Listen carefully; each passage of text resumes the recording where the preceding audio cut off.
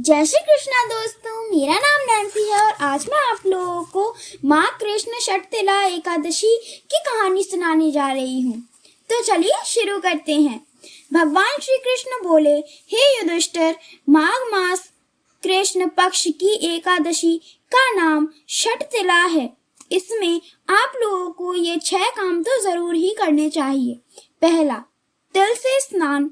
दूसरा, तिल से उपटन।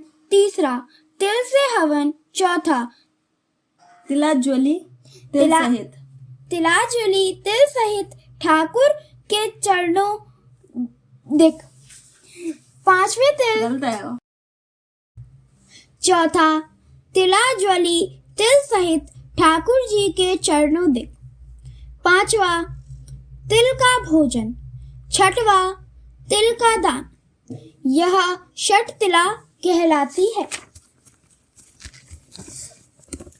इसमें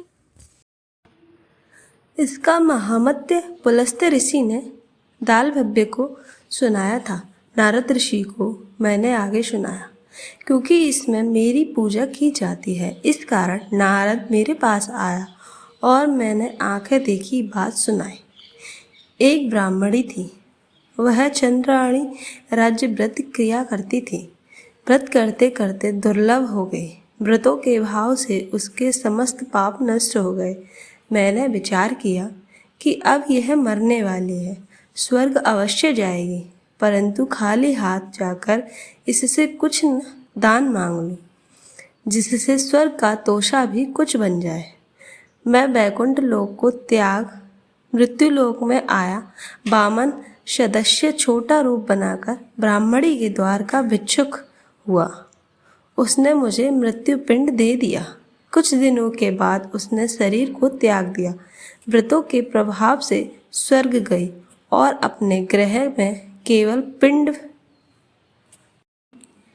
केवल मृत्यु पिंड ही देखा, अन्य वस्तुओं से शून्य था। अपने बिगड़े हुए भवन को देख ना सकी।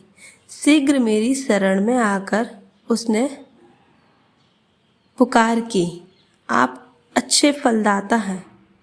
मेरे चंद्रायणी व्रतों का फल निष्फल कर दिया।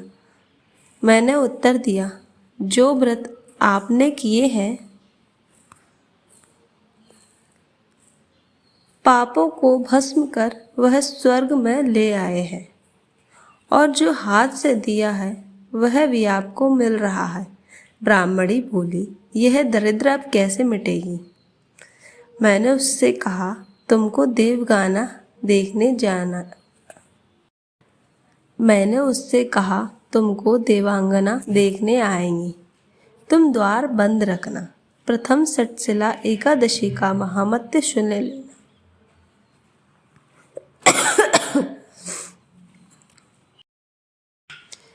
प्रथम षटतिला एकादशी का महामत्य सुन लेना। वह ब्राह्मणी अपने भवन में गई, द्वार बंद कर दिया। देव कन्या दर्शन को आई और कहा, द्वार खोला, मुख दिखाओ। ब्राह्मणी बोली, पहले मुझे षटतिला एकादशी महामत्य सुनाओ। देव स्त्रियां बोली, बिगड़े हुए भाग्य को संवारने वाली षटतिला एकादशी है। गौ हत्या, ब्रह्म हत्या इत्यादि महापाप करने वालों को भी मुक्त कर देती है।